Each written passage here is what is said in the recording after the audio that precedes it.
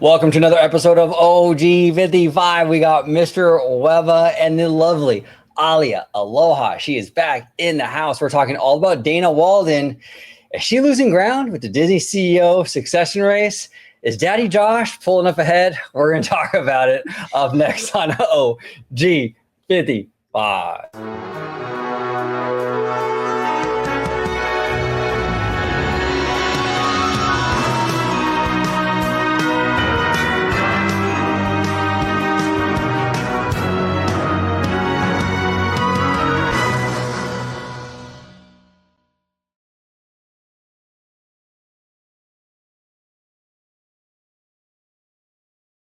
Welcome aboard, everybody, to another episode of OG55. I got my co-host, Mr. Webba, in the house, and we are joined by the lovely AliiaAloha. First time back on the channel in a while. Alia, how you doing? Hi there. I'm doing well. How are you guys? Doing fantastic. Always love talking to you, Alia. You are absolutely brilliant, and especially with this kind of corporate stuff, you are amazing with this. You have great insight on this. But Alia, before we get started, if you can let everybody home know where they can find you on social media. X, Glitchy X, and there's my username, AliiaAloha. There she... I'm really lazy with other places. I was on MySpace till it was a ghost town.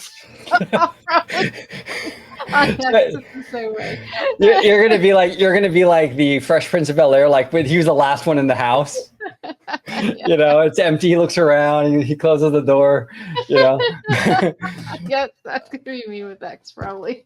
Yeah, and X actually is funny because I don't go on it as much anymore. But Seymour was messaging me saying he was having problems with his login and stuff. So I think it's been kind of screwy for the past day or so. So we'll see. Hopefully, it gets fixed. But Mr. Webba, welcome back on the show, sir. Long time no see. How you doing, brother?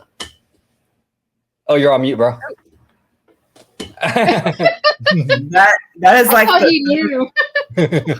that's like the third time that's happened with each video we've had. I've been on mute because like I got like kids outside playing here, the dog's barking, so I'm trying to like just shut everything out, and then I forget I'm on mute. So apologies, but I'm glad to be on. Thank you so much for having me on. First time video down right here with her, so that's awesome. And yeah, I can't wait to talk about Miss Dana Walden here. Yeah, let's dive right in. So Dana has been sort of the I guess you say heir apparent. Like she's been kind of like the favorite in this race, right? It's no secret, you know, Bob Iger loves Dana Walden. She came in, she runs the entertainment division, and she's done a good job. I mean, she came from Fox or whatever.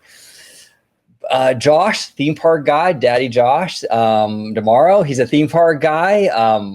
Yeah, I would say he was, in relation to her, more of the underdog, but I do feel like that dynamic has changed as of late. But Alia, what are your thoughts on this before we kind of dive into the meat and potatoes here?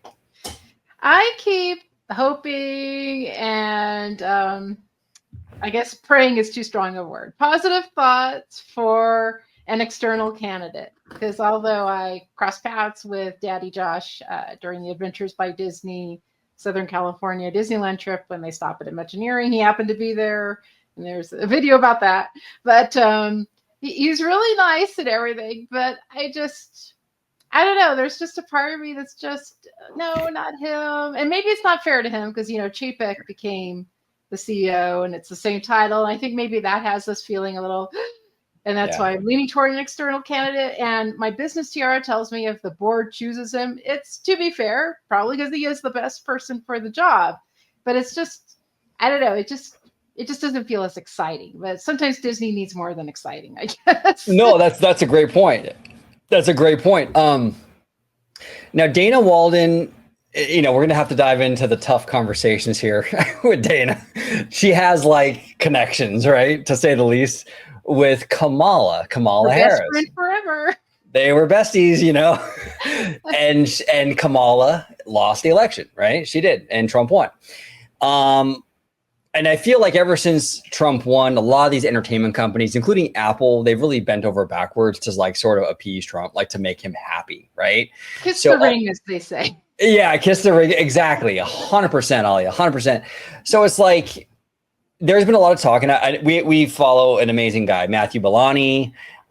He talked a lot about it on his podcast, where it's like, you know, does the board want to have Dana as CEO because she's got a target on her, essentially, theoretically, with the whole political thing with ABC, that whole debate that Trump was saying was rigged and what have you, right?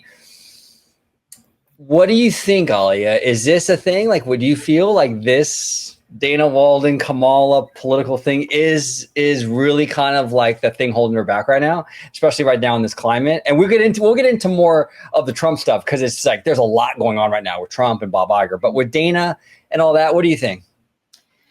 Regrettably, yes. If she wasn't, or she, I mean, it's present tense. They still are. But just for use of verbiage, if she wasn't best friends forever with Kamala Harris, I would say she has a chance. But because she's best friends with Kamala Harris, I think that makes things just really difficult, especially because everybody knows they're best friends. Trump knows, his team knows.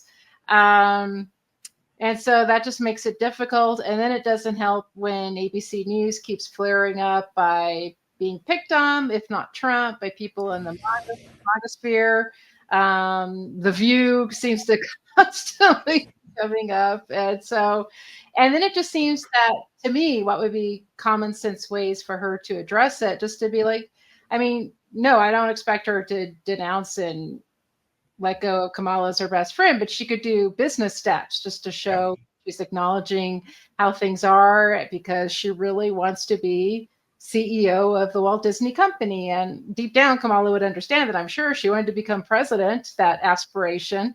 But if Dana would moderate ABC News more, maybe with The View, either cancel the show, or controversial people are let go, or maybe add a Trumper like Tommy Lauren or someone like that, or just something that I think actions could be done just to kind of show more of a good faith, versus, I don't know, sometimes it just seems like a part of her is just like, yeah, stick it to Trump because what you did to my best friend, which is just not good for if you want to become CEO. And I can't see Gorman and the board being happy about that. No, I would agree. And I'm curious. I don't get to you, Webba. But I'm curious, Ollie, because Bob Iger recently told The View to tone it down. Right? That's the rumor. That's the rumor, right? Yeah. So it's not confirmed, but that's the rumor. Now, that doesn't really bode well for Dana, though, because in my opinion, that should be what, like you were saying, what Dana should be doing. If she wants to be CEO, regardless, I get it. Look, I used to be a Bernie bro, so I'm not like trying to advocate for, and he's, I was a Bernie bro back in the day, you know what I'm saying? But if you want to be CEO in this current environment, you're going to have to, like you were saying, kiss the ring a little bit and play a little bit of ball here.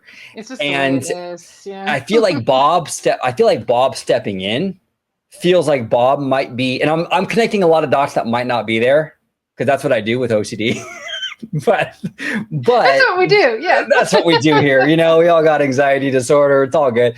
But I feel like that is Bob saying, you know what, she's not going to handle the business. I'm going to have to step in and do it. And I don't think that's it. I thought that was really bad for Dana. The fact that Bob, if the rumor is true, had to do that. What do you feel about that? Is that the impression you kind of got, Alia, or no? Yeah, I mean, people know he's progressive when it's convenient. He's conservative when he's convenient. I mean, that's just the way a true CEO is. They put the company first, shareholders first. Not sure Dana can really do that. Maybe that's what the board's trying to assess. I mean, he even visited Trump in person. I mean, Trump revealed Bob Iger came in to the Oval Office, and they met and talked, and he showed him about the plans for the Abu Dhabi, especially because the whole Middle Eastern trip coming up with the UAE and all that. And I mean, I don't know if Dana can shake things off and would be able to do something like that. And it would be important now-ish, because when the new CEO is selected, Trump will still be president. So. Yeah, no, well said. Mr. Webba, what are your thoughts on this, man? Dana Walden was besties. Dana Walden and Kamala were out there getting boba tea together. They were the besties. Decades. They go back decades. Exactly. And they're Trump is a Republican, MAGA, and Kamala, obviously a Democrat, progressive, with Trump being president and everything, is that going to impact her chances? What do you think, Webba? So it's tough for me to answer this because I wasn't really following like her Dana's relationship with Kamala that closely.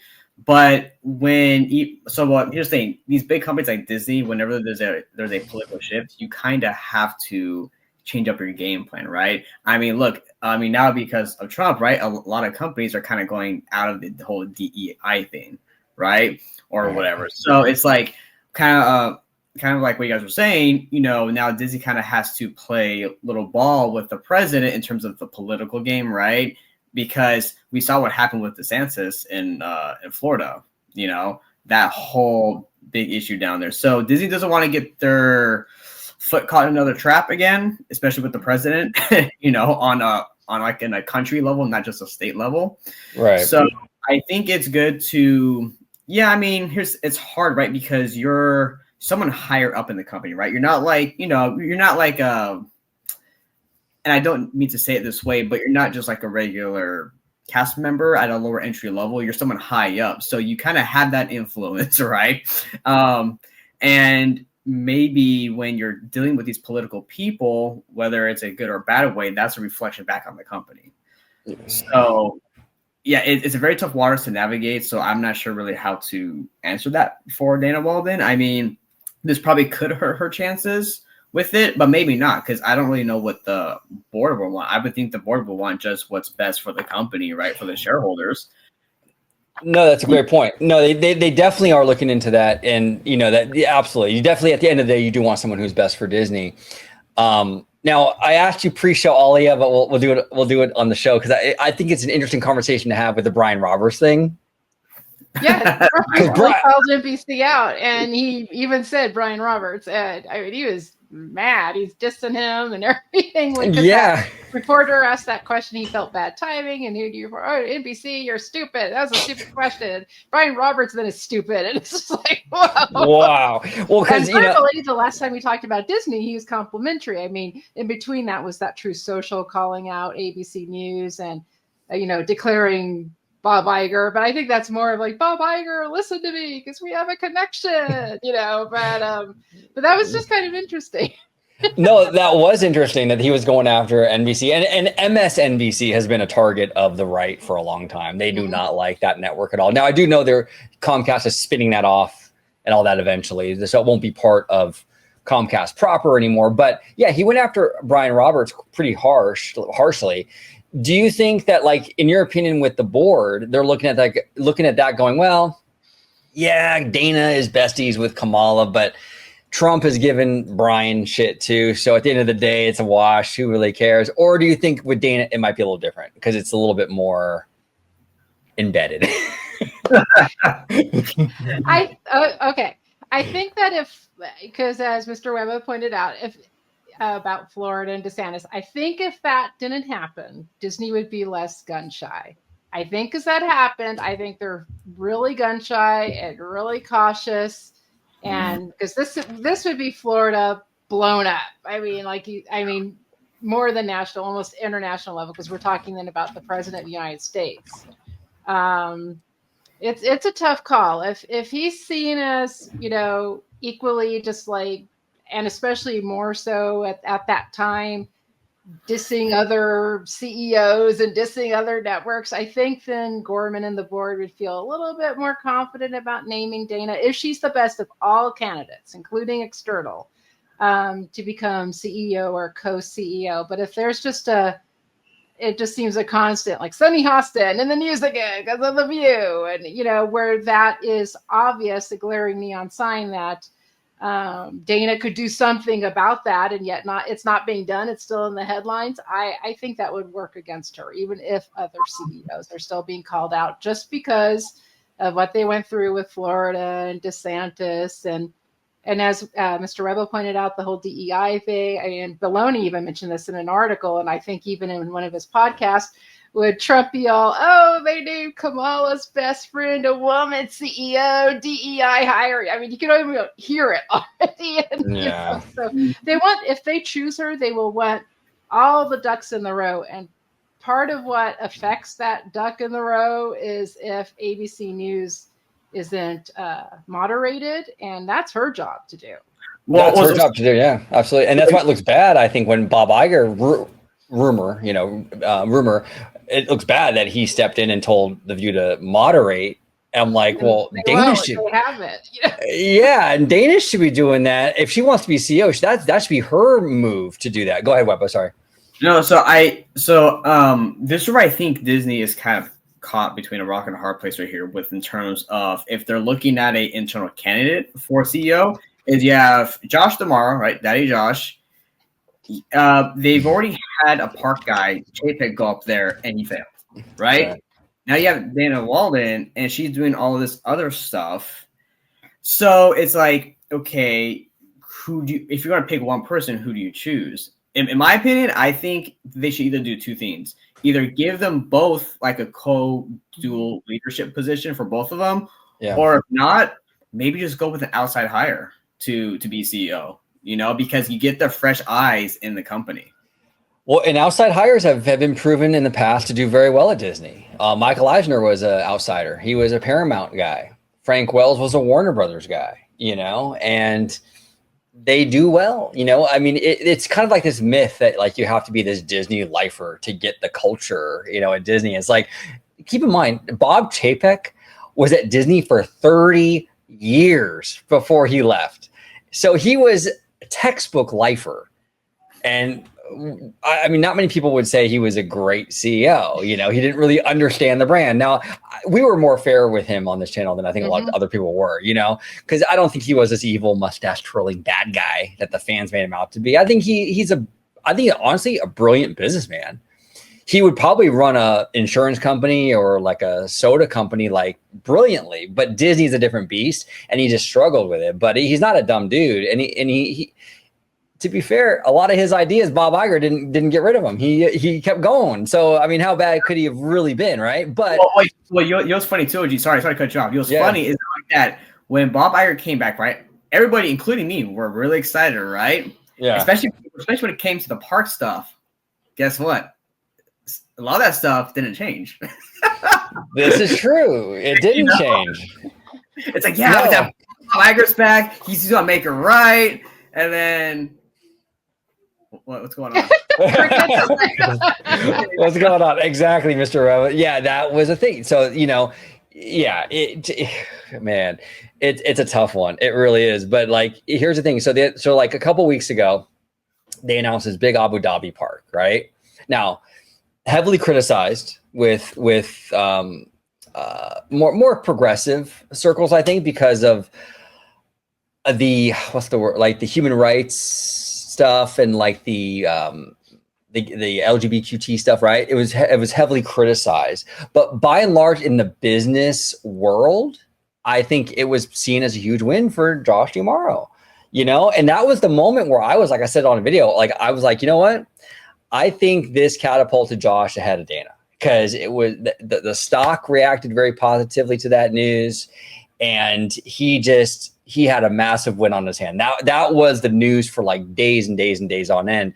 Then Trump comes out, meets Bob Iger, and Trump now is praising the Abu Dhabi park, saying, I met with Bob and this park looks amazing, or it's going to be amazing. So it's like, I feel like Josh is sort of on the good side of Wall Street. I feel like even Trump is kind of okay with him. I know Trump didn't really mention Josh, if I'm not mistaken, but he's complimenting Josh's division. I bet Josh was there, but he kind of blurred in with Iger. Sorry. Yeah, if I blurred in. No, you're fine. No, saying this is the thing is that here's the thing. I want Josh or even Dana, right? I want everybody who works at Disney to be successful, right? I don't want anybody to fail. I just wanted to make sure that whoever we get is going to run the company in the way where it's successful, right? And it produces a great product for everybody, right? Now, again, right? I mean, sorry to kind of divert a little bit, but look at Kathleen Kennedy, right? I don't think she's doing a fabulous job at Lucasfilm. Great producer, yes. But here's the thing: it's okay to be great at one thing and not another, right? I mean, just because you're good at one thing doesn't mean you're going to be good at another thing. Right. And that's okay. That's fine. If you're not good at something or whatever, then you can let it go and move on. Right. So here's the question. Dana Walden or Daddy Josh, will they be singly a good fit from their current roles up to a CEO? Right. are they going to do well in that position? So right now, Daddy Josh has been making more moves. Granted, I think it's just because of the convenience, of wanting to get to that next level. He's been making a lot of CEO moves right now, especially when it comes to the part stuff, right? Yeah, he has. Dana, at least from what I've seen, I haven't really seen anything much happening lately. At least I haven't seen it. Maybe there is. But I feel like that with Daddy Josh, though, he needs to have that kind of political gameness as well. Like with Iger, where Iger is very good at that rapport with people. I'm not saying that Josh isn't. I just don't know if he's up to that level where like Hollywood and whatnot will be like, yeah, Josh, come on in, So we'll see. Yeah, well, see, it's interesting. That was my biggest thing about Dana and Josh is that I like Disney kind of being run by a studio person more or less, just because I think the studio is really the heartbeat of the whole operation. And right now, it's a very turbulent time for the studio in terms of just in general with all studios. Streaming is really kind of upended everything. So I feel more comfortable with a studio kind of Hollywood person. But I mean, we'll see if it's Josh. Josh is a smoozer. He's a charming dude. I mean, he really is. He's not really my type, but he's very charismatic. And it's like you can't deny that. And I think to answer your question, Ebba, I think he would probably in the smoozing department with all the Hollywood people probably do okay. Definitely better than Chapek did in that regard. I think. Oh, 100%, dude. Yeah. Chapek, not to bash the guy, but he was not good at any of that. This guy, but here's the thing, like what you were saying, he was really smart. He's an intelligent guy and very good for business, right? But I think because the way his personality just was, he wasn't good with like public speaking, PR stuff, being that really engaged person who can smooth the audience, right? And I think for someone who is in leadership position at that level, you kind of have to be. Yes. And unfortunately, Bob Chapek wasn't, and that actually rubbed people off the wrong way. Oh, it did. Yeah, I think ultimately that's kind of what did him in, Chapek, because those Hollywood relationships are so important when you're in that industry. When you're running a company like Disney, people got to in that little bubble, that mean girl thing. You have to be able to work with these people. And he had one thing after the next with ScarJo and this thing and the other thing, and it was death by 1,000 cuts, basically. Yeah. So it was rough, but yeah, we'll kind of see now. Alia, you did. Oh, go ahead, Webba. So sorry, guys. I know I keep talking. No, you're good. So with Dana Walden coming into, let's say if she does make CEO, right? She would be the first female CEO for Disney, correct? Correct. So do you think that there's any, how should I put this? Do you think that in the kind of the background in like the political game, there could be a push for that just because she's female?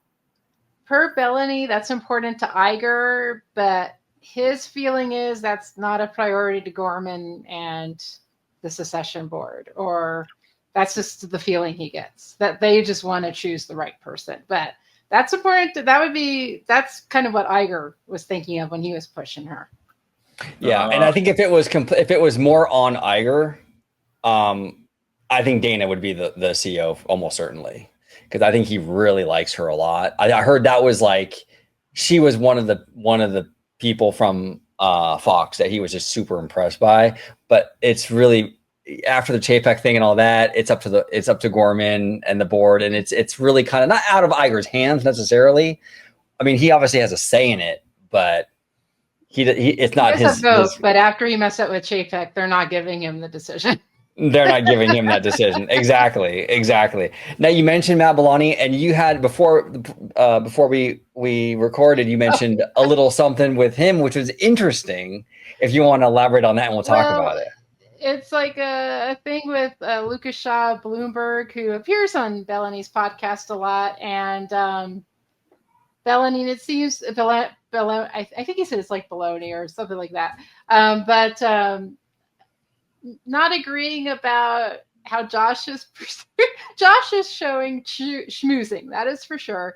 And at the recent South by Southwest with Robert Downey Jr. there, I think he's trying to show I could get along with Hollywood people, and RDJ is really popular as far as money draw with Marvel and all that. But he recently won an Oscar, and he knows all the people. So I think he's just trying to show I'm like cool with Robert Downey Jr. So I could really schmooze with Hollywood and all that, but.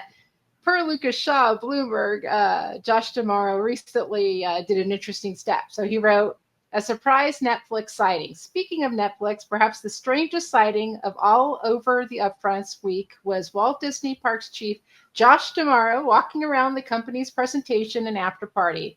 D'Amaro is a major buyer of advertising, but you don't see many major executives from other media companies, also major advertisers, showing up at their rivals' upfronts. Studio chiefs that produce TV shows for other companies are the one big exception.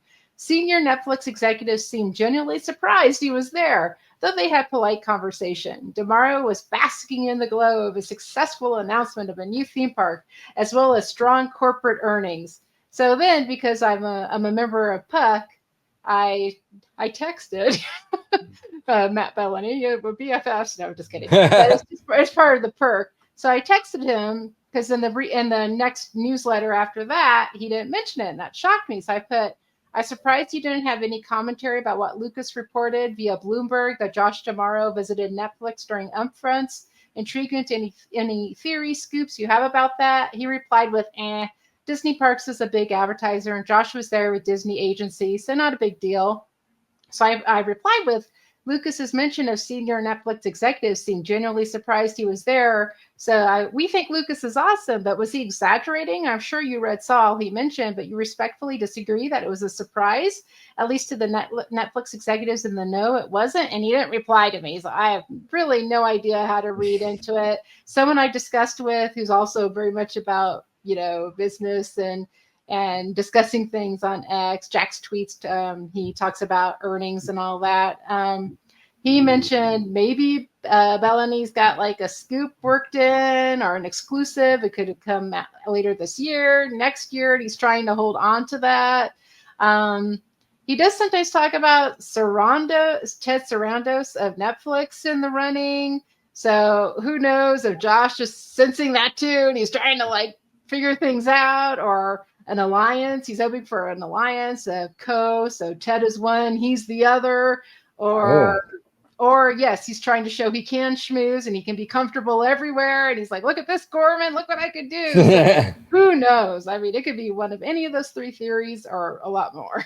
I mean, for me, if the Netflix executives were surprised by it, it's and I love Bellany. I respect him a lot. And I think there might be something there, like when you were saying how he might be sitting on a scoop and he's kind of blowing it off because he kind of doesn't want to give away his hand, Especially to some nobody like me, Well, yeah, he doesn't want to, he doesn't want to give it away. It's I feel like if the Netflix executives were surprised, because he was saying, Bellany was saying that Disney Parks are a big advertiser. So it's no surprise that he's there. But the Netflix guys were surprised though. So for me, that feels like, this is unusual. This isn't like what they usually see. So there's something going on with that.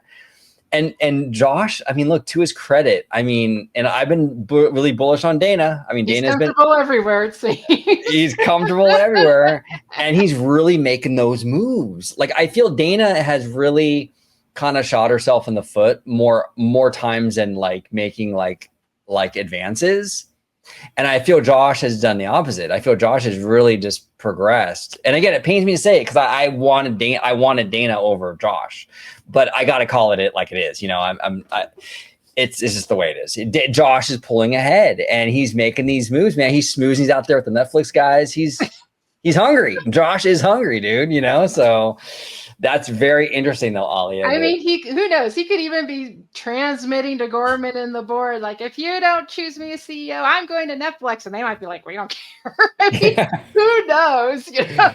Oh my gosh. Yeah, it's wild. And it could be something like what you were saying too, where it's a CEO role. External, internal, So. That might work, and that could even work in Dana's favor too. I mean, you could have Dana with Josh, and then you kind of offset her Kamala connection, and you have Josh, I feel like, and Ali, you're more connected. I think you follow this stuff way more closely. You're more knowledgeable on it. But has there been any word from like the conservatives about Josh and his politics, or has that been kind of out of, like, they don't I feel like he's not really, seems like he's agnostic with, like, he could be a moderate, who knows, maybe he's Republican, who knows. I mean, you don't get like political vibes from him at all, which is maybe what the board loves, who knows. no, they probably do, because in this current environment, I think, especially with Disney has gone through so much crap the past few years with the DeSantis stuff, and like,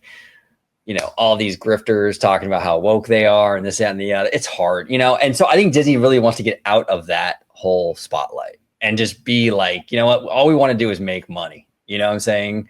I mean, a lot of them defy logic. I mean, you'll say on one hand, they'll say, go woke, you know, go woke, Disney woke, broke. And it's like, only 3 movies made $1 billion or more last year, and they're all Disney movies, and the Disney parks are kicking butt. You're like showing no logic. So in a lot of ways, they can't win with those grifters, but no, they're trying to remove as much as possible that has the target on them. Right, well, you know, right. Funny, like that, as much as even apart from the grifters, just like normies, you see like online, like, oh, Disney's so expensive, and it is very expensive, right? Or this movie sucks, that movie sucks, whatever.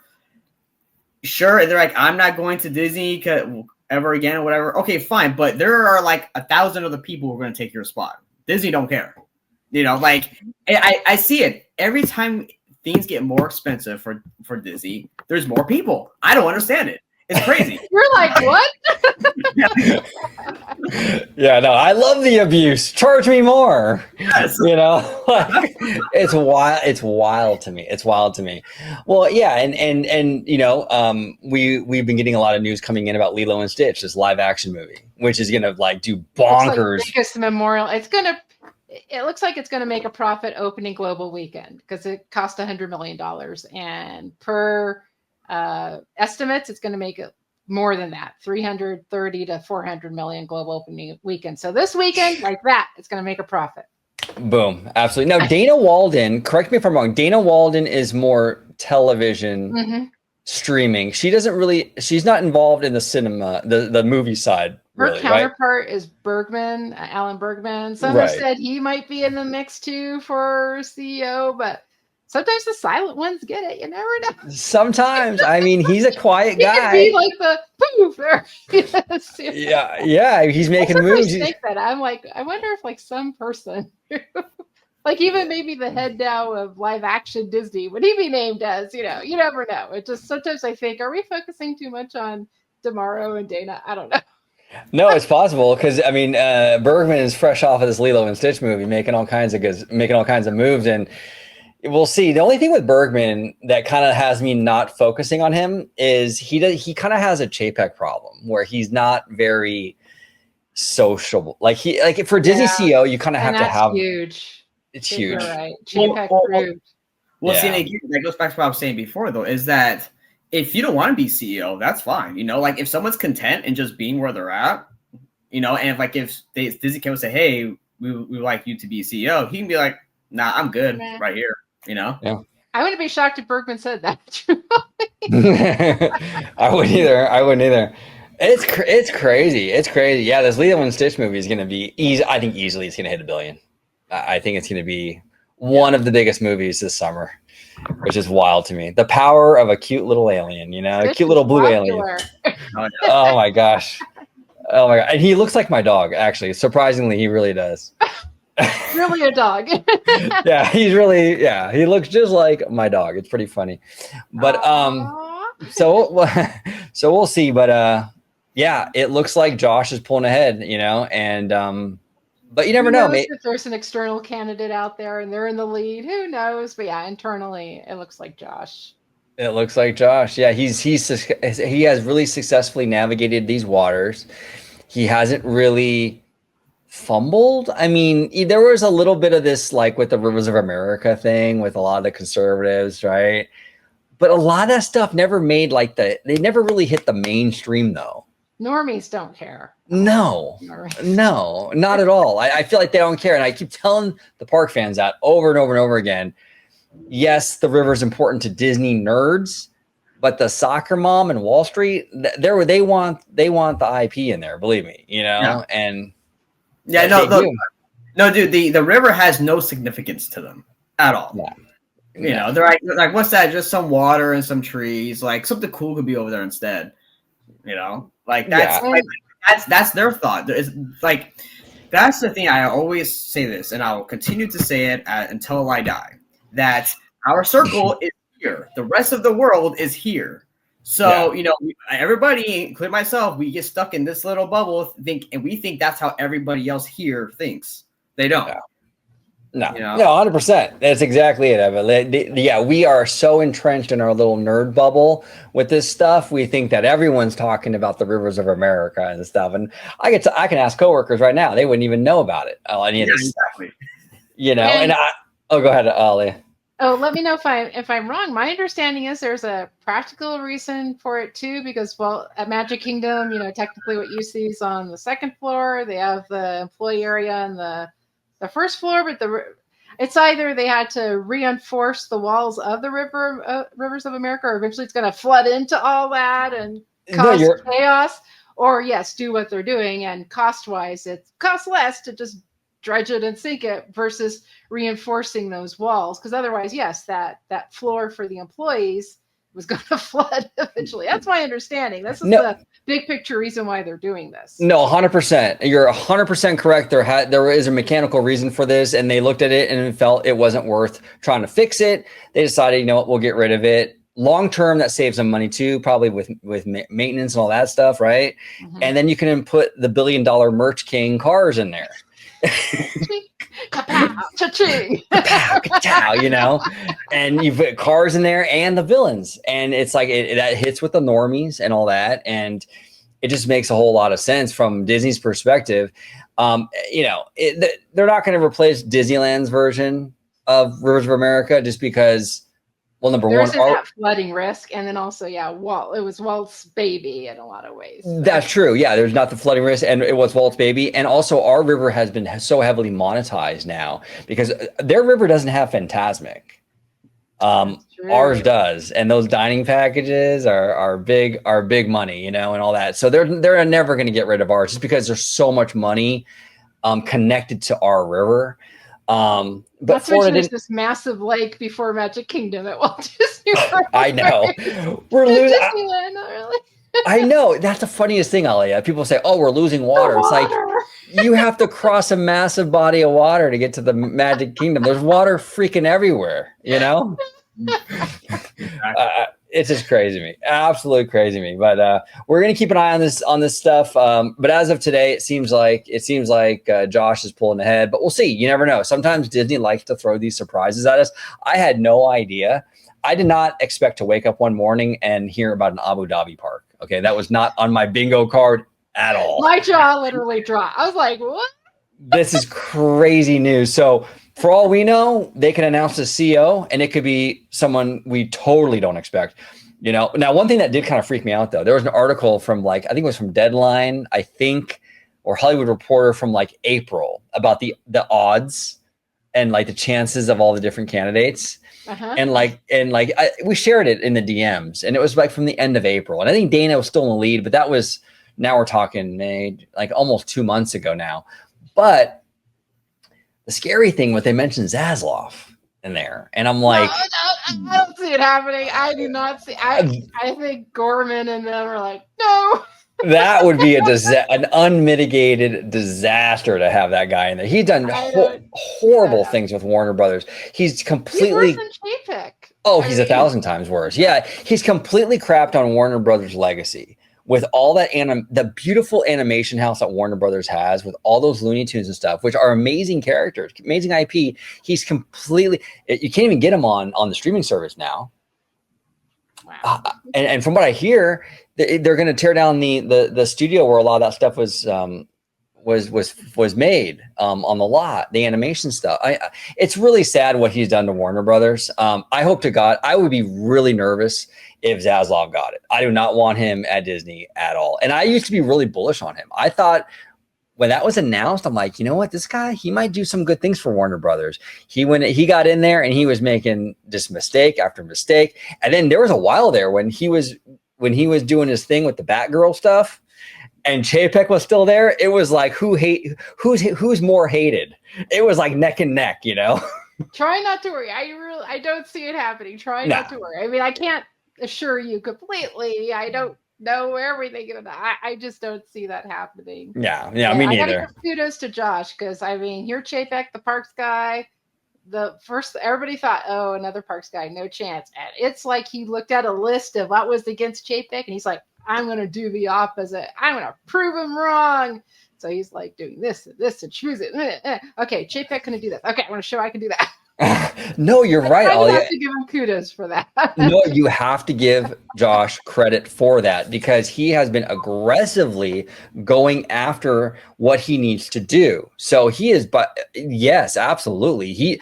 This is one thing about Josh. He is extremely savvy in the business space. This guy knows how to do the work, you know? My fear with Josh is I fear he knows how to get to where he wants to be, but when he's there, he's going to like, okay, now I can just sit back and... and that's the issue I have with everything he's doing now to get to CEO. Because that's what it feels like, you know, it feels like I know what to do. I know how to do, but I'll do that when it's convenient for me. That's what scares me too. Yeah. And I hope that's not what it is. I hope that he's a hustler, and when he gets in there, he's going to continue that, you know? Yeah, absolutely. And if we see that, I hope the board sees that, and I hope they confront him on it. Aggressive interviewing. Yes. We give you this role, you know, tell us more. Like, how would you counter this? Because we cannot go through another Chapek again. And remember, we fired him. We can fire you. Right. Oh, 100%, 100%. Because really, if Josh Giamara, with all my criticisms of him, if he could really maintain, because he's done, like, really, I mean, he has announced a lot for the parks. He's made a lot of moves. If he can maintain that momentum, even after he becomes CEO, you know, he could potentially be a fantastic CEO, because he has that Disney charm. He has that smooth. He's young. He could potentially be in there for a while. Mm-hmm. So if he can just stick the landing, if he gets chosen after, and it's not just corporate maneuvering, he could be great. And we'll give him a chance. But we'll see. But right now, he's, I think, one of the top contenders, unless, like you were saying, Alia, there's some outsider that we're not aware of. That, you know, who knows? Because they can't really do those auditioning things. Like, you know, Dana does this, Josh does this, you know, Disney appointed Dana to do this, Josh, you know, all these tryouts. You know, they can't really do that with an external candidate. So.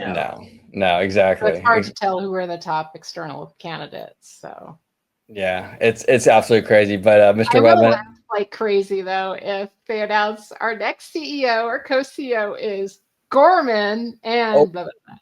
Will not be shocked. Just saying. Oh, that would be interesting. If he nominates himself. That'd be great.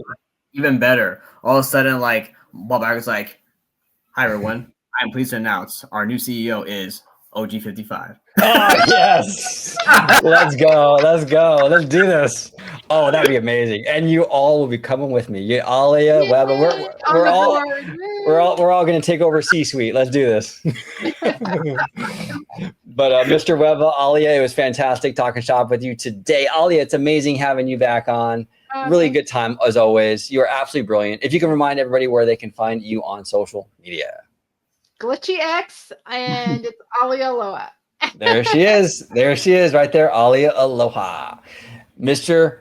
Webba, our friendly neighborhood Spider-Man, has to mute his StreamYard because the city is going to chaos without him out there saving the city. Mr. Webba, if you could let everybody home know where they can find you on social media. Absolutely. Thank you so much for having me on. This was an interesting discussion because, especially when it pertains to Dana Walden, because I don't really talk about her that much. So it's very cool actually getting to discuss more about that. But yeah, you can find me on Instagram, Twitter, Threads, Mr. Webba 91, and here on OG 55. There he is. Comment down below, everybody, with your thoughts on everything we discussed today. We would absolutely love to hear from you. And until the next time, see you Thank you for watching OG55. If you aren't already, consider becoming a member today.